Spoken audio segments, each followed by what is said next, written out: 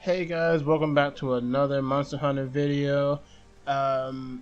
So thinking the support builds for Behemoth, I kind of decided what other weapon that I feel would actually work, and so this time I decided to use the heavy bowgun for this.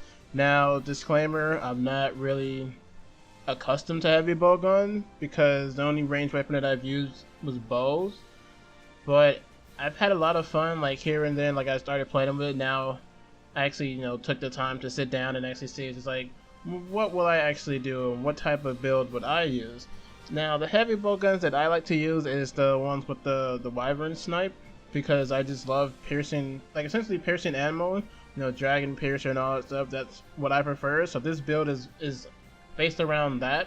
But you have to remember, it still is a support build. It's kind of like semi-tank, which I'm actually working on a tank bowgun build at the moment, just to see how well that works against Behemoth, because it'll be easier to grab aggro with a heavy bowgun because you can shoot him in the face and get angles, and you can also if you put 3 guards on it, then you'll essentially block and tank everything.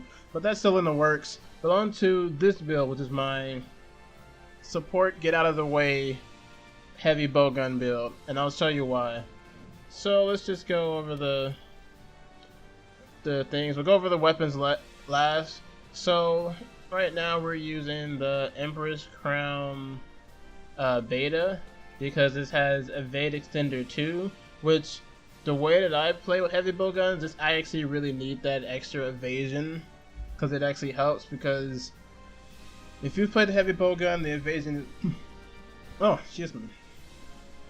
The evasion is actually super slow. Like I tried using a light bowgun and it worked, but I kind of wanted something that fit more of the style. Because for me, either I super quick or I have to be like stationary and do like something that'll get me out of that really quick. So Evade Extender 2, and in here I have Friendship Judes and Evade Window. So wide range and Evade Window, because Evade Window actually helps a lot with heavy bowguns, for me at least.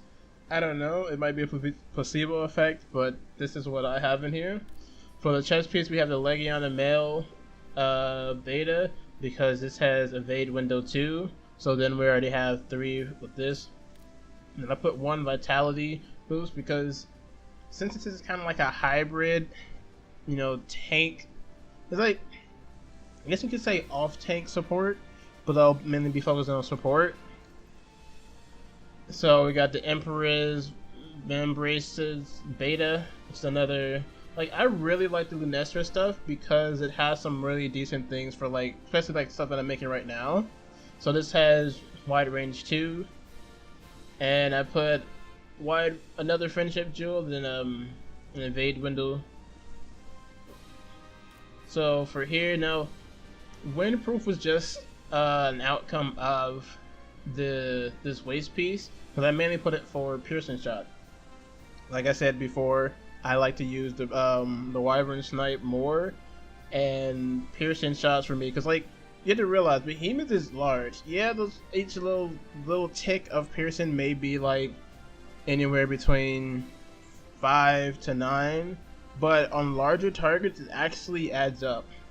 Because if you can get it to where it lines all the way down his body, you can get close to around, let's say, 100 damage, and with piercing shot it actually increases it. So piercing shot for bow guns, or even using the dragon piercer for bow, is really good against Behemoth because of how large he is. Like I said, the windproof was just a a byproduct of the Rathian Soul Coil Alpha, and this has no slots in it. But the thing is, this is gonna, if I can get more like better armor, then I'll switch this out. Because the reason why I have to use the armor is because I don't have a piercing jewel. Because if I had a piercing jewel, then I'd probably completely remove this with something else, but I'm not too sure. Maybe, I don't know, maybe put some earplugs or put a guard, something to do with guarding. I don't know. But when I get another jewel, I'll probably revisit this build. We have the Empress Grease Beta because more Lunestra stuff.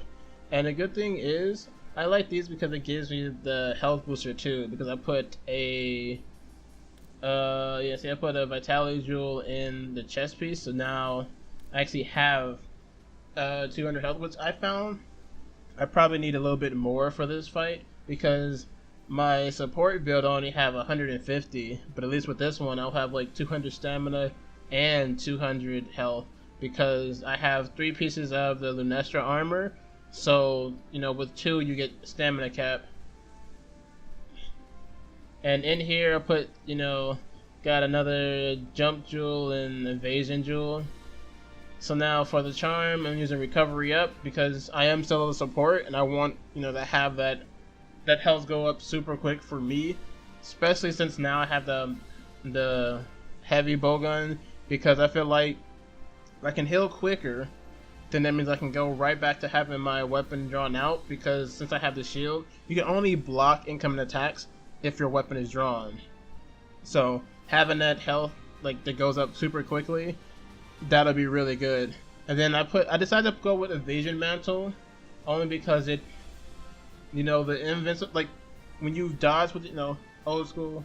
I'd say old school, but I meant more like vanilla Monster Hunter. When you would dodge, this would proc and give you more attack, and it'll give you it extends your evade distance, which I already kind of have a lot for this because the evade window that I put in all that stuff, and also it's a rock steady just because it's good to heal and not have to worry about being interrupted and all that stuff. So if you see on the right, what we end up with is wide range 5, evade window 5, health booster 3, recovery up 3, evade extender 3, windproof 2, and piercing shot.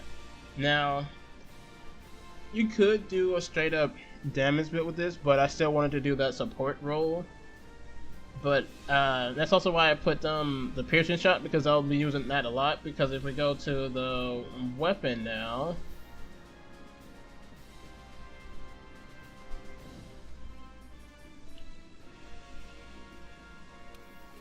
okay, so I'm using the Legi Shatter Chrysalis. I'm sorry, I can't speak right now. But since it's the Legiana fully upgraded heavy bowgun, mainly because the piercing, it has 10 piercing, it has 10 in the, I'm gonna say 10 in the mag, so 10 in the mag for level 1, 8 for level 2, and 6 for level 3. And then it also has the sleep and exhaust. And the thing is, that's one thing I wanted to try out, because I actually haven't used this build for Behemoth yet, but this is one I made for him. But I wanted to really try out the exhaust to see if, get him tired, so that way it's easier to, grab aggro, and it'll be easier to actually do damage if he, stop. Because whenever monsters get tired, they stop and they chill out for a little bit. So this also might be good. I don't know if this is recommended for. Well, I don't know if it's recommended to use that for the Behemoth Extreme. Mainly because especially if you get to that last phase, you don't want to speed up anything, because you'll end up killing yourself, since it has the 3. Since he does the essentially kill move 3 times. But I wanted to try this out. Then it also has the sleep. I did want to try to do one with paralysis, but this is mainly because this is actually, in my opinion, for ammo wise for piercing, the best one, because it has the most. The only thing that sucks about this is that it has Wyvern Heat and not Wyvern Snipe, which I'm actually working on one for the Wyvern Snipe. Like, I'm using the Tobakadachi one because it has around the same amount for like the piercing, but it also has the Wyvern Snipe and paralysis. But this is essentially my support tank hybrid, because if you can see on the right, I have 2 shields and suppressor coil. Because I feel like for this weapon, for some of the shots, the recoil suppressor, I don't know why I said suppressor coil, but the recoil suppressor, it actually helps with a lot of them. But there are other options. Like, if you want, you can also go with a spread shot build. You just have to switch out the piercing with the spread shot, which I'm actually going to make a build about that. Is that about that? By that. So yeah, I'm working on a bunch of different things, because I've actually really started to like using the heavy bowgun and light bowgun. And I'm simply going to do these builds more geared towards players like on the PC who don't really have a lot of stuff. Because, you know, you only got vanilla, I was about to say vanilla Warframe. No, vanilla Monster Hunter. So these are like builds that I feel would be easily attainable by that.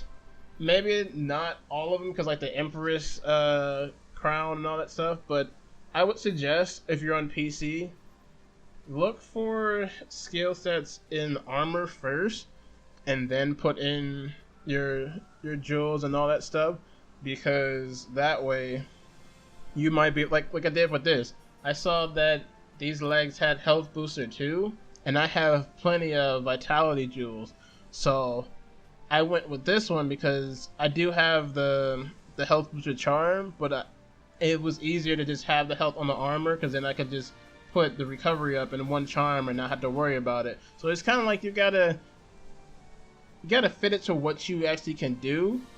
So that's why I would suggest doing armor first, then jewels, or do armor and then see what jewels you have and see what you can put in your charm slot. So that way you can, like, because you know with some of the charms like this one, it only has 3 levels. It's better to get a charm that has 3 levels, that way you can max it out. Or let's say sometimes some armors might have like two slots, and then you can just find a charm that has 3, and then it might get up to 5. Like if it was I could have got the wide range charm and then had something that had wide range 2, or something that had 2 slots for the friendship jewels, so that I can have the max. It's like kind of like a science. You just gotta like sit down and look and really think about, okay, how am I gonna get what I want in like the easiest way possible? Because you know, you got these people with all their jewels and stuff. Those are people on PlayStation, or I don't think it's on Xbox, but there are people on PlayStation who's actually have like 300 plus hours and all that stuff and been playing since release, so they've had time to build it up. And you know, PC's only been out for what, a couple of weeks now. So just trying to find stuff that you can do easier. It's easier to just deal with armor and then go from there.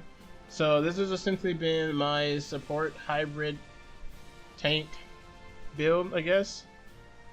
I hope you enjoyed. I will see you tomorrow for a Bowgun tank build for Behemoth. I'll catch you next time.